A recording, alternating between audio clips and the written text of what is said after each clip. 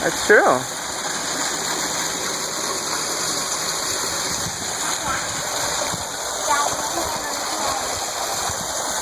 Where would you keep your hands if you were a dragon? On my body, like I do. Attached to my shoulders.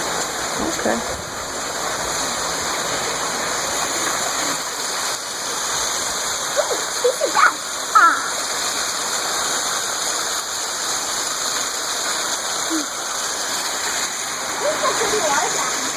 It's a very pretty water fountain. There's a couple of them though. See, there's one over there. And there's a big one here. Then there's the one with the dragon's mouth. There might even be more. It's hard to say. There's so much stuff. Can we come here next summer? I think so. Maybe on my birthday again, since it's free on my birthday. What do you think?